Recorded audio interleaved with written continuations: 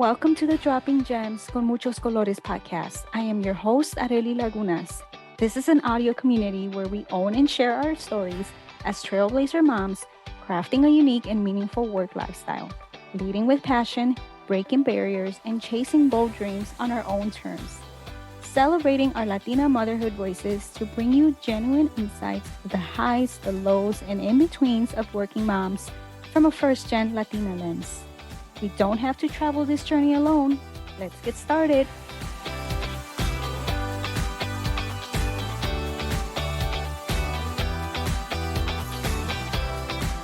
Diana's life story is a testament to her unwavering resilience and determination. Born and raised in Chicago, she weathered a rocky childhood that included spells in foster care, living with family out of state, and even residing in homeless shelters with her mother and sisters. An astounding 11 different grammar schools marked her educational journey by the age of 10. Around the age of 11, her family secured subsidized housing, providing more stability, though the home environment remained challenging. Diana cherished the moments of play with her sisters and friends in the neighborhood. At 17 years old, Diana became a single mother. Despite the odds stacked against her, she pursued her dreams and graduated from high school, becoming the first in her family to achieve this milestone. Upon turning 18, Diana ventured out on her own, shouldering the responsibilities of work, rent, and continued education. She also embarked on a modeling career, primarily engaged in promotional work for brands like Nerf, Cuervo, and AT&amp. Collaborations with photographers added depth to her modeling journey. As the years passed, she transitioned into nursing, embraced marriage, and celebrated the birth of her daughter. Yet, her personal struggles with depression and anxiety ignited a passion for mental health advocacy, which she channeled through her modeling platform. Diana's Instagram, known as the Model Nurse, transcended the realm of aesthetics, focusing, spreading joy and inspiration through her heartfelt captions.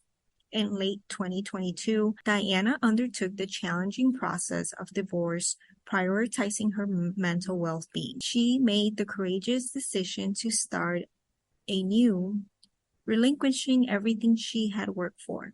In her lowest moments, Diana confronted a pivotal choice: to be a victim of circumstances or a survivor. Resultantly, she chose the path of a survivor. This transformation led to the creation of Intent and Inspire, her mental health platform aimed at motivating others to heal from their traumas and lead intentional and peaceful lives. The platform is a valuable resource for mental health content, with exciting developments in the works. Recently, Diana rekindled her modeling career, securing gigs with brands like Optimum Nutrition and Think Nutrition Bars. She also sought after 4 photography events as a model. With a bright future ahead, Diana is eager to continue this journey. Diana's journey serves as a beacon of inspiration for all, a testament to the power of resilience and the pursuit of one's true self. The future holds much promise, and we eagerly anticipate what it has in store for her. Diana, we're really excited to dive into your journey and the amazing work you are doing. Your brand has a powerful mission when it comes to raising awareness about mental health. Can you take a moment to walk us through the inspiration behind your brand and the specific goals that you have in mind to make an impact in the realm of mental health, as we know is very important? Hi, thank you for having me. I really appreciate the opportunity to be here with you. I'd love to. So my brand is called Intent and Inspire, and that's exactly what I aim to do. It's to inspire others through living intentionally. Part of my brand is to raise awareness on mental health, as well as to just inspire others to live their truest selves, because a lot of us live in a society where we can't do that. And we're trying to live to everyone else's standards except to like our own. So that's the main point of Intent and Inspire. Yes, I agree with what you mentioned. We often explore the profound impact of mental health discussions on both individuals and society, like you mentioned. You've been at the forefront of these conversations. Can you share your perspective on how engaging in these discussions about mental health can truly benefit not just individuals, but contribute to the well-being of society as a whole? Yeah, sure. So, what I love about what I'm doing is that, as I said before, we live in a society where things are just curated and it is exhausting. And so, living intentionally and raising awareness on such profound topics normalizes it. And it makes people who feel so alone and so unseen actually feel like someone sees them. That's what I aim to do. I've definitely had quite the journey myself. And one thing I vividly remember is how painful it felt to be alone. Um, Even though there were times where I wasn't physically alone, like just because someone is surrounded by a bunch of people doesn't mean that they don't feel seen or that they are just feeling loved and whatnot. Like, I think that's actually the worst kind of feeling is when you're surrounded by all these people and you feel so alone, and it can be dangerous. Good point. Sometimes we are surrounded by people, but they may not be the best energy for us. Right. And I think when you are in a place where you want that mental peace, you want that mental clarity, you have to surround yourself with people that bring you that positive energy. As someone who utilizes the platform, right, Instagram and maybe other social media outlets, can you share with our listeners any topics that you're most passionate about and why they may resonate with you? The biggest topic overall that I am so passionate about is healing your inner child. And actually, as someone who's a school nurse, speaking life into children. And I have children myself, right? And so I think it is so important because we don't realize just how impactful we are on not only on our children, but on children that we are around, whether it be like working with them or extended family members. Not every child has the blessing to have a good parent who speaks life into them. And so my passion is definitely making sure that I speak life into anyone and everyone, not just children, but that I come across. And even if it's the woman at the supermarket who seems overwhelmed or, a random stranger on the street, I always try my best to speak life into people because you never know what someone else is going through. And you never know just how much you could just make someone's day just by saying something nice. But my main focus is definitely healing your inner child, as well as just healing your past traumas. Because I've said this before, if you don't do that, a lot of the times you don't know who you are. And a lot of times you will allow other people's projections to define you. And in healing your traumas and addressing things that trigger you and healing your inner child, you really start to learn who you are and, more importantly, who you're not. Yes. And so when you do this, you attain more peace. You have more gratitude, and you're able to live more intentionally.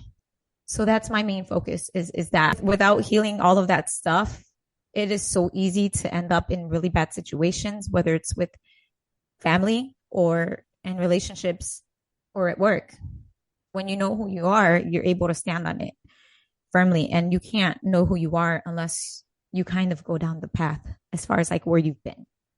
Yes. I think that's very important that you mentioned in our conversation, because I think that we are the generation that is breaking cycles, the generation that has more tools and resources due to technology. And I think we're more informed, right, than our past generations, maybe the way that we grew up in our childhood. So I think that an advantage to having these resources that maybe our parents didn't have, we can make more educated and informed decisions. And I love the fact that you said, healing that inner child, because you do have to go back to the root causes, right? Absolutely. You have to have that self-awareness so that you can do better, right? You have to understand where those things are coming from. Like you said, what are the triggers?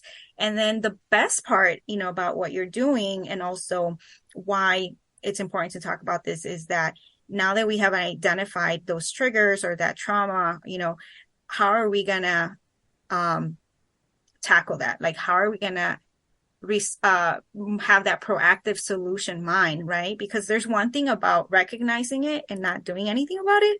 But then, and that's what I love about your brand, and also bringing this awareness, is that you're bringing mental health to the light, and how can we, moving forward, use that to our advantage, right? To be better persons, because that's the ultimate goal. Absolutely.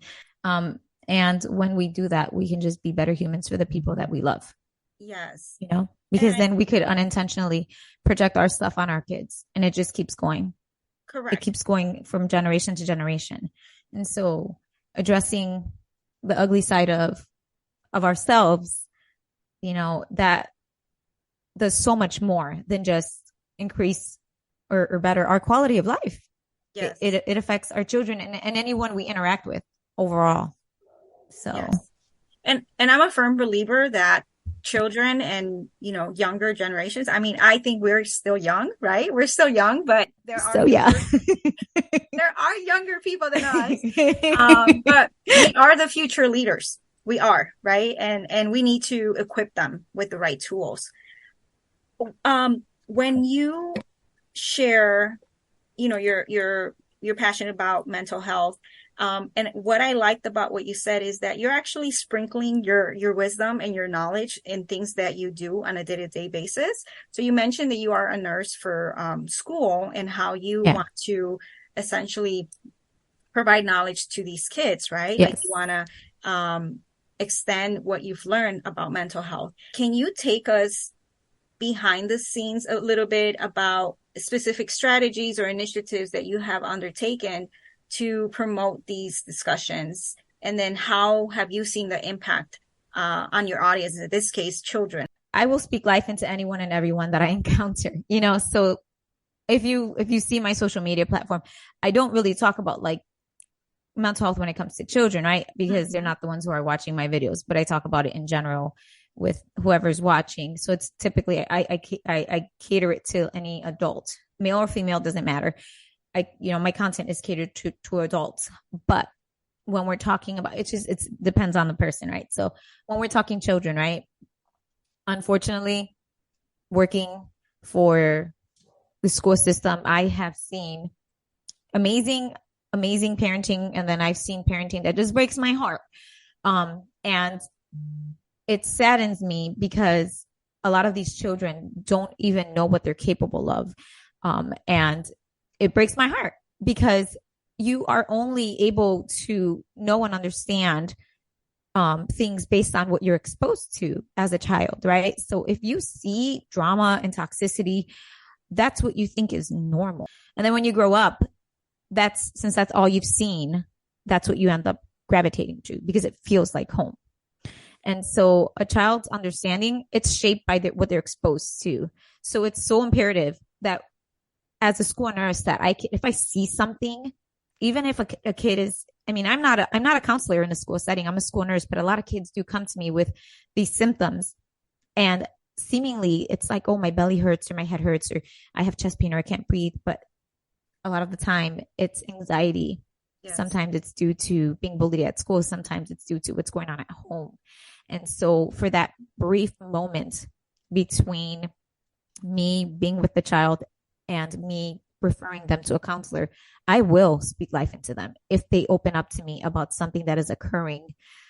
Obviously, if their safety is at risk, that's totally different. Then I have to make different calls, right? But like, even in meetings that I've had with parents and children, when we're talking about like healthcare and their plans of care and whatnot, I've seen how some parents not only speak to the children, but also how they speak about their children. Or if I've had to call a parent due to something going on with the child, I've heard how some parents can speak about their child. And I can only imagine like what's going on at home. You know what I mean? So if I have a chance, I will speak life into that child and I will tell them like, you are so capable. You are so amazing. You are so smart.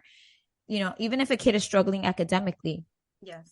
Just because you don't get it academically doesn't mean you're not going to make it somewhere else in life. Like there's so many children who have struggled academically and they grow up to be like the most famous people because they're so creative. You know what I mean? Like, so that does not define who you are.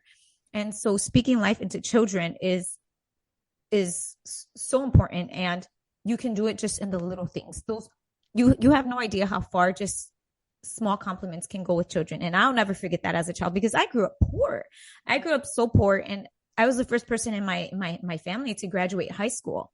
Nobody even went to high school before me. Well, I had, siblings. Well, I'm not even going to say that because that's their business. So I will not say that part. But, so growing up, I had a neighbor who was a very nice lady, and she always saw me petting her black Labrador retriever through the fence. And she invited me to be her personal dog walker for $10 a week. And she would have me over every Sunday on my little payday for dinner. And she would speak life into me. And she was very wealthy. We lived in, Wicker Park before it was Wicker Park. And it was like an apartment that was subsidized housing. And it was when all of the changes were being made and all these condos were being built. So this woman was very successful. And she lived in this beautiful condo. And I think she was like a pharmaceutical rep CEO person. I don't know what she was, but she would always tell me that I was so capable of so much, and she would always ask me about my future, what I wanted to be when I grew up. And I never thought about that until she asked me. You don't know what you don't see. Mm-hmm. And a lot of people feel they can feel seen by you. Yeah. That's why it's so important to have representation. But not only that, with what you said, one person can make an impact. And, absolutely. And it doesn't have to be your family member, right? Just like you said, if you have it, kudos to you. Yeah, that's beautiful. But if you don't, what a wonderful story about someone such as your neighbor that made an impact to you. Oh man, she made such a huge impact. Yeah, I just remembered that every single time I wanted to quit. I'm like, no, Kelly, her name's Kelly. And unfortunately, I haven't seen her in a while, but we were in touch throughout the years. But I'm like, Kelly had faith in me. Like Kelly believed in me. She saw something in me that I didn't. And I think that's so imperative. Even in my healing journey, as I was living my life and I was going through things, people were like, Diana, you're so capable. You are so capable. And you have so much to offer this world when it comes to like this whole mental health thing. And I'm like, I don't know. I don't think so. It's just, people would be like, are you a therapist? I'm like, no, I just been in therapy for a really long time. I just see a therapist all the time. And so, and then they're like, well, you should totally get into mental health. I'm like, really? I don't know about that. But yeah, so, but to add to that, now let's talk the impact on the people on social media. Mm-hmm. I've always been very open about mental health for quite some time. It was only the last maybe 7 or 8 months that I started my brand, and I started speaking regularly about it on my brand. But on my modeling page, because I do also model, I would always try my best to put very empowering captions in my posts and whatnot. And so throughout the course of time, as I started being more open and I started talking more about mental health and posting my videos, I have gotten countless DMs, not just from women, but from men, just from people who have actually shared their story with me and told me like how impactful I have been in their life. And I'm like, what? Well, like I want to cry, because I remember what it felt like to be alone or to feel alone. And I get to contribute to making someone else feel seen without even knowing it. It fills my cup. It's amazing. Mm-hmm. It's so beautiful to hear that. Mm-hmm. And so I just listen, that makes me want to just keep going. It's my driving force, knowing that I'm impacting people positively. And I've always said this because, my modeling page shows pretty pictures, and it's such a double-edged sword because I have so much to offer aside from that as a human being to this world. I know that's not my own, like, it's not my purpose to just smile for a camera or post for a camera. Like I always felt so inauthentic only posting that, which is always why I try to post captions that are very inspiring. I'm so much more than that. And so me being able to live my authentic self and to help people in doing it, it's such a blessing. I'm gonna cry. Yeah. Thank you for sharing your sentiment. And, I'm really inspired by the work that you're doing to foster these mental health conversations. And I can see that you have a servant heart. Like a lot of times, as we explore, what are we going to do in life, right?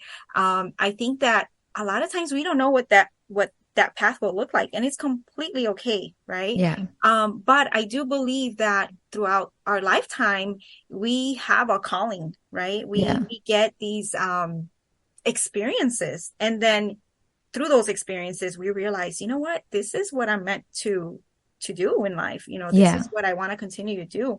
And it's so wonderful that you're making an impact in the school setting, through social media. It's really, really great that you're doing that, and that you are genuinely doing it, right? Not just for, hey, I'm a social media. No, not icon. at all. Yeah. Exactly. No, not at all. In fact, I recently got like a reminder, how Instagram will, like, if you go on your archives, sometimes it'll show you like a year ago today you posted this or whatnot. So recently I got something like that, and it was a literal post talking about how there's so much more to me, and that sometimes I struggle, because this was before I had my mental health platform, right?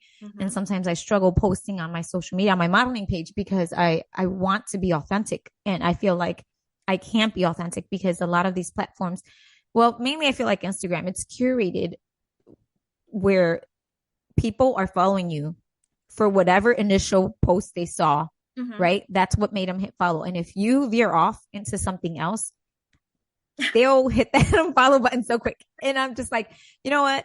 It doesn't matter how many followers you have. Like, if that is all it takes for someone to decide that they don't want to follow me, that's okay. That's their prerogative. But it's just like, it's exhausting to meet every single person's standard, and it's not me. It's not for me. And so in my caption, I did say, like, I can't take any of this with me to my grave. And when I die, I don't want to be known for someone who modeled, who took some pics. I want to be known for someone who made an impact on other people's lives. I want to be known for someone who made a difference in someone else's world. And even as a nurse, when I used to work in the hospital, I would get so upset and so frustrated when I would see a nurse who's having a bad day or who's burned out mistreat patients and take out their personal lives on patients. Like, you can tell when someone hates their job, and like, you can't do that when you're a nurse. You simply cannot. Like, someone who's in the hospital, this is literally them at their worst.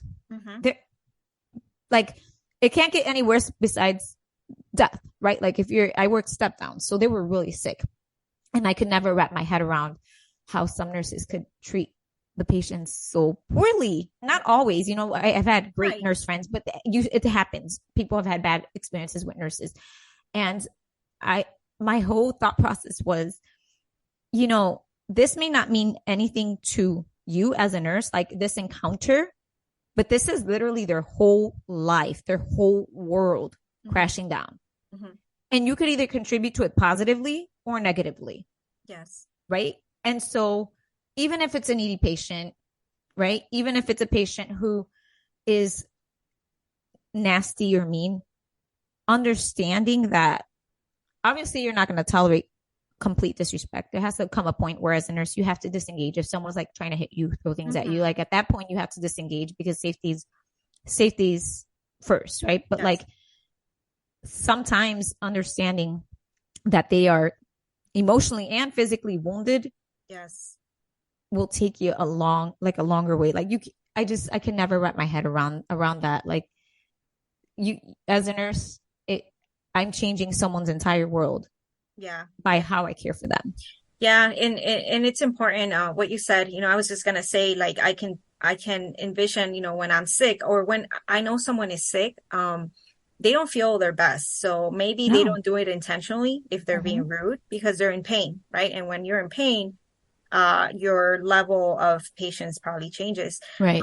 But what I also think it's great is that you obviously you take the nursing profession seriously and also with compassion and empathy. How did you decided to go into nursing? Because, that's a fun story. we've heard about you wanting to make an impact using your modeling career path, but how did you get into nursing? All right. So how I got into nursing was I actually took a job at a nursing home.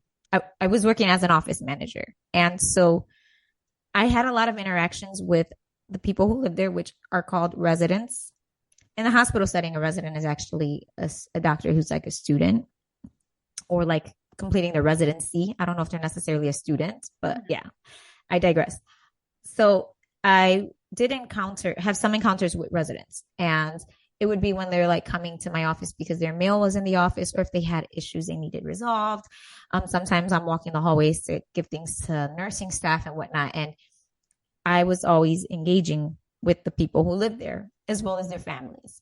And I developed a very close relationship to a lot of the residents there as well as their families.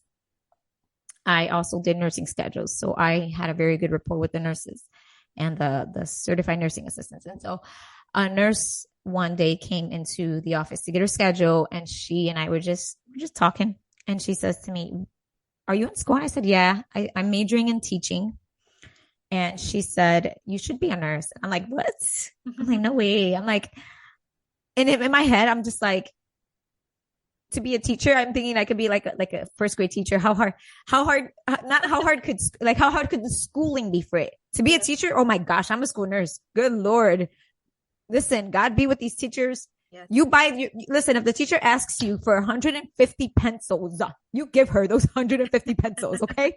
Because these teachers, they got it rough, okay? So, but in my head back then, I'm thinking, I want to go to school for teaching because it can't be that hard to go to school for teaching. But when I think nursing, I think science. Mm-hmm.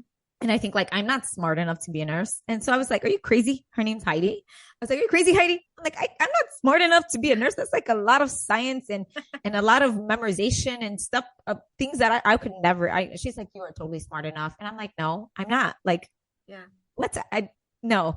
And she's like, "You should really consider it." And so I did. And I looked into it and I ended up changing my major to nursing. And I was like, okay, we're doing this. And don't get me wrong. There were, there were 2 classes I had to retake. There were 2 biology classes I had to retake. It did not come easy, but I got it. I eventually got it. And then I actually started my first nursing job at that very nursing home. I worked there for a little bit over a year. And that's what got me into nursing. And yes, I mean, I've taken biology and it's not an easy subject. Like you have to actually study and really learn the concepts. So, oh my God. So like the basic biology is okay. But as it gets harder and harder, I'm like, okay, maybe I'm not cut out for this. Okay, let's just try again. Let's try again. And let that be like motivation to someone else that like sometimes the lesson is just that you just try again. Just because you failed the first time, it doesn't mean all failure says to me is, okay, I know how to be better next time. Yes. You know what I mean? Like failure doesn't mean give up. It means do better. Yes. Your first attempt in trying and eventually getting it. But yeah, I agree. And, it reminded me of what you said in the beginning of the conversation. Yes.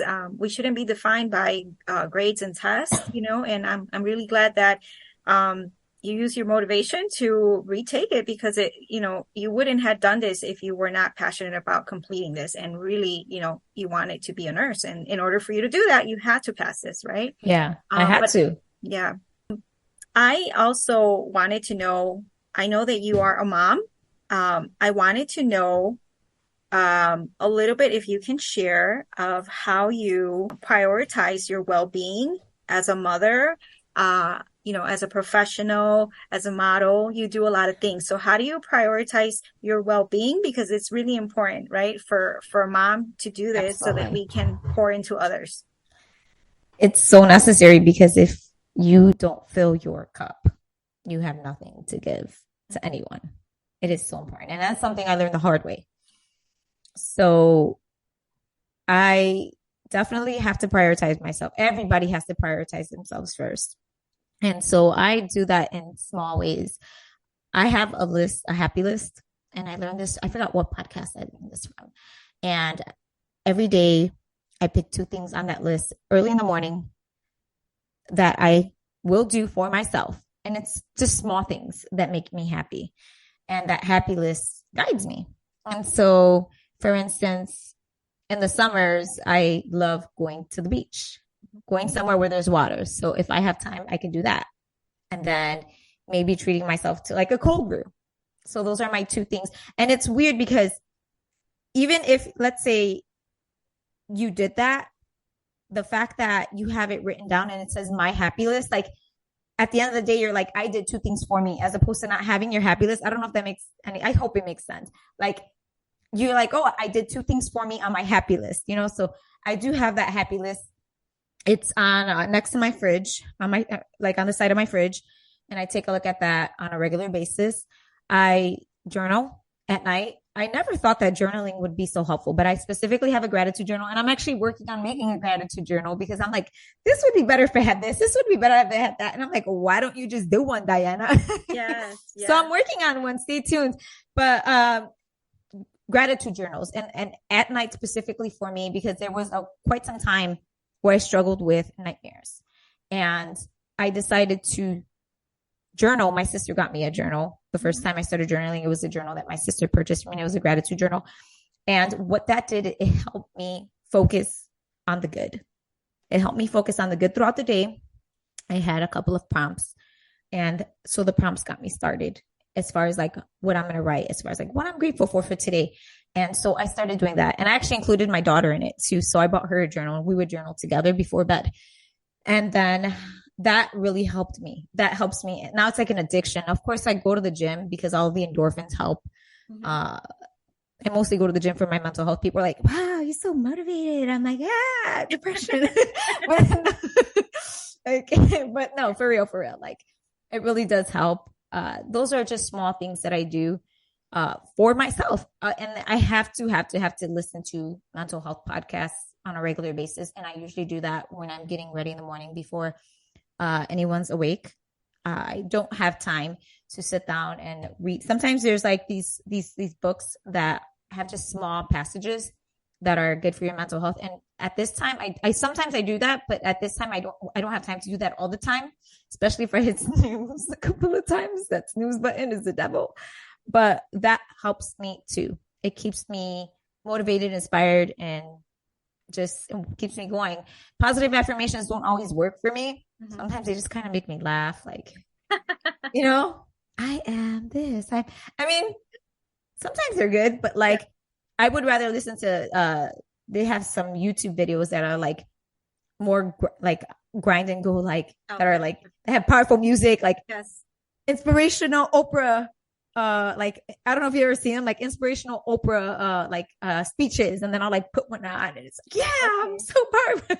You like the upbeat affirmation. Yeah. And then my friends hate that about me because I'm a morning person. Okay. But I'm not gonna lie, like if I don't have any caffeine in me, I'm like, don't talk to me. I'm really basic like that. But like as soon as I get caffeine, I'm like, rise and shine. And my friends are like, shut the heck up. What you mentioned actually resonated a lot with me. The first thing that caught my attention was you mentioned that you learned the hard way, and I learned the hard way too. A very valuable lesson for me. Yeah. Not to fill my cup, I learned the hard way. Yeah. And same like you, I've created my own tools, right? And I do something similar, but I'm gonna implement what you're doing because I love it. But I do something similar where I also do something for myself on Mondays, because Mondays historically have been one of the hardest days just because I still have little kids, you know, their cycle gets restarted because of the weekend. So on Mondays is always a harder time for them to, you know, go back into the routine. So on Mondays, I'm very intentional about doing at least one thing for me before I start working on work projects or whatever I'm working on. But what I love about what you said is that you actually write it down, because I don't write it down. Everything is in my mental head. And I'm actually working on closing those mental tabs. Like I have to write it down so that my head doesn't feel like I have 10 open tabs. Right. So I love that. The fact that you write it down and you call it a happy list. So I didn't have a Yeah. name for it. I just was very intentional. I said I have to do 2 things for me, right? Or 1 thing for me. So I love that. And then it's good too, because as your day goes on, you remember back to the morning and you're like, my physical happy list. Like you reference like, oh no, I looked at this list. Yes. And I chose these 2 things, so they're gonna happen. Yes. You know, as opposed to saying, I'm gonna do this for me today and this for me, and then your day goes on and you forget, like, oh, I didn't do anything for myself today. Yes. I don't know, something about grabbing this physical list that I have on my fridge and looking at it and saying, I'm doing these 2 things for me today. And it's so funny because before, when I had these, you know, when I would have nightmares on a regular basis, I would wake up and I'd be in tears, like, this stupid happy list. What 2 things I'm going to do? Because I would wake up drenched in tears. Like, it was insane. And so, you know, that's definitely a lot more under control now. But like, it's so funny because that happy list is all wrinkly and stuff, but like there's character to it. Like, listen, it has teardrops on it. Like, what 2 stupid things am I going to do to make myself happy? And now I'm just like, I got to do 2 things to make myself happy. Yeah, I love that. Yeah. And the gratitude journal, yes, keep us posted on that, because one thing that really did help me too was the practicing gratitude. Yeah. And I don't have a gratitude journal, but one thing I do every day is I do have a gratitude moment, because to me it has been a life changer. Yeah.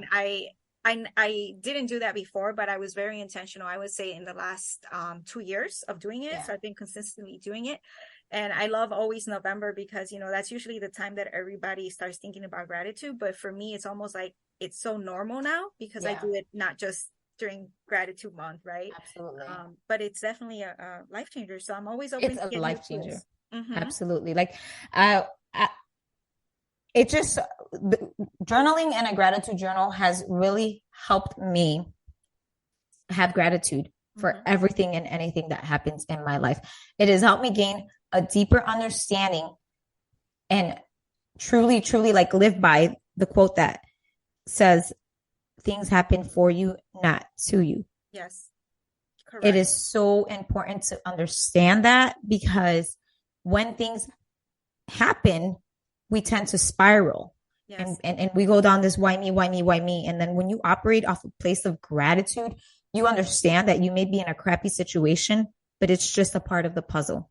Yes. It's a part of the puzzle of life, you know, and it's literally life-changing. Yeah. You reframe your thoughts, and it's like something so practical and easy, but it's so helpful, powerful. Especially when, like you said, when you are in those situations where you're at a very, you know, sometimes at our lowest point, you know, it really helps. So as we look ahead to the future of mental health awareness, I'm curious about your vision for the future in this space. Trailblazer and initiating meaningful conversation. Can you share a little bit about what we can expect from your brand, or in other words, gosh, you know, can you share with us any projects, collaborations, what you have on the horizon?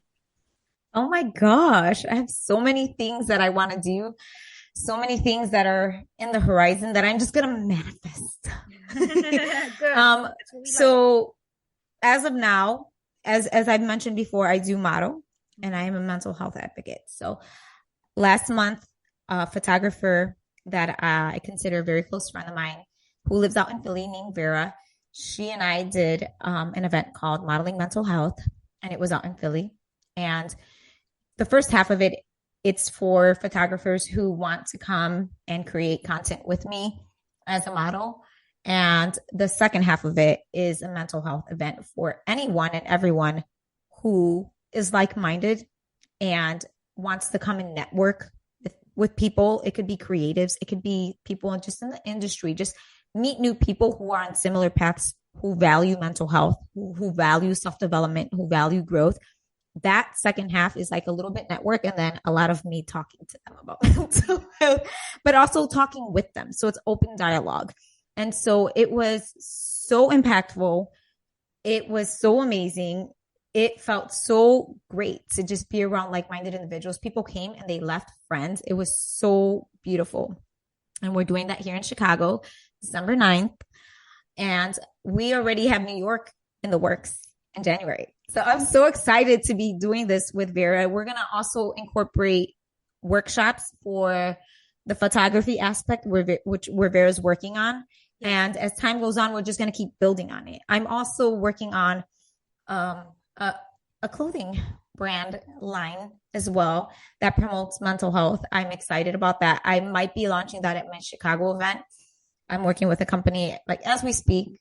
I'm also trying to work on this gratitude journal. It's a lot because I'm also I didn't even mention that I was in school. I'm in an internship for my certification as a school nurse. So there's that. And then, I work and then my daughter and stuff, and I even want to write children's books on mental health. So there's a lot going on. I'm going to be doing just strictly mental health events in the future too. And I'm going to start with my city. I'm going to start with Chicago. So listen, sky's the limit, right? Yes. There's a lot going on, but I'm so excited because I'm going to be helping people. Yes. And we're going to be there to support you. Woo-hoo! This is obviously a topic that is very important. Yes. Not just for the mom community, but in general, right? In general. Yes. I think we all know how valuable it is to talk about this, and especially in places that it's not as common, right? I think in a Latino community, we know that these conversations never took place as we were growing up, and we're still trying to make this normal, right? Yes. And I think it's really valuable to share that sometimes, when we are going through a tough situation, sometimes we do feel like we're alone or we don't have additional resources. But one thing I love about our conversation and the reason why I was so excited to have you as a guest is because I'm a firm believer that our stories are powerful. Our struggles are powerful, and powerful in a way that our struggles can be someone else's life-saving tool. Absolutely.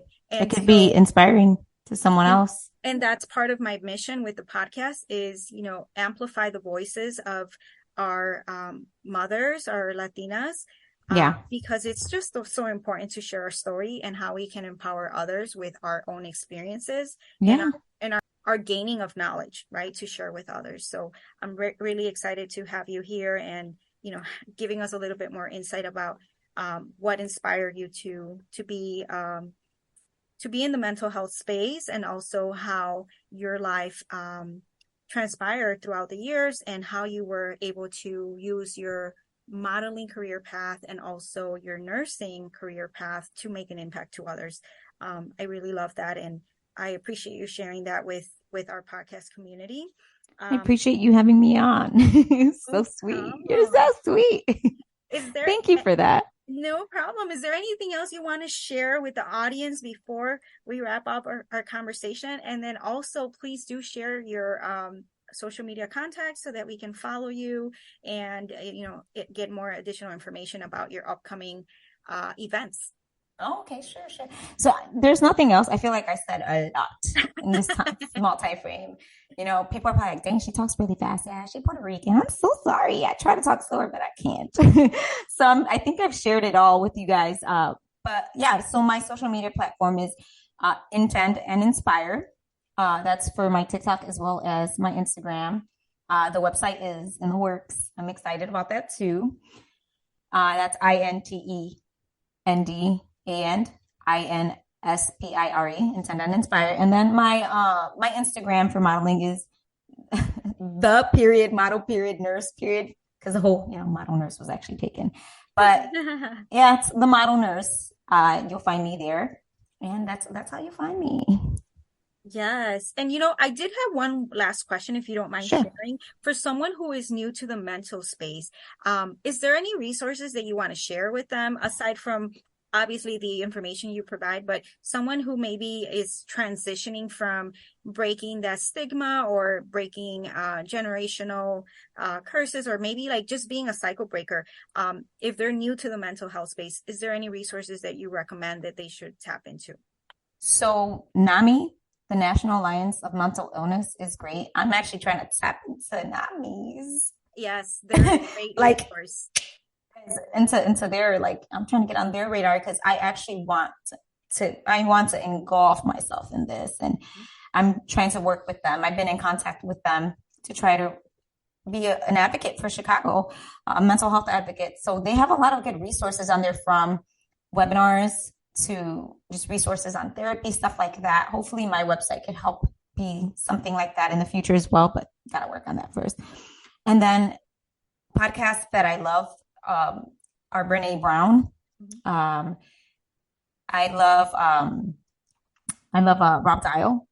I love Ed Milet, and audiobooks. I love audiobooks as well. There's a few. If you give me just a sec, I could give you the last couple that I read. Some audiobooks that I would highly recommend are some by David Hawkins. He has a whole series on healing and recovery, on transcending the levels of consciousness, on letting go. There was a very empowering book that I just finished, and it's called The Mountain Is You by Brianna Weiss. I probably didn't say that the right way, but that one is amazing too. Those are all amazing books that are motivating, inspiring, and just they help with healing. Thank you. Great No problem. resources. I will list them also when we air the podcast. But Sounds good. for everyone that is listening, if you have an opportunity to attend the Modeling Mental Health event on December 9th, go to Diana's Instagram page and you can RSVP. Yep. So, Diana, thank you so much for this conversation and for fostering mental health conversations.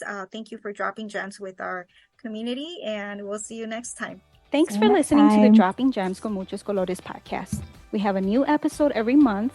If you enjoyed today's episode, please take a moment to leave a review and subscribe so you don't miss a beat. Thanks for listening, and we'll catch you next time.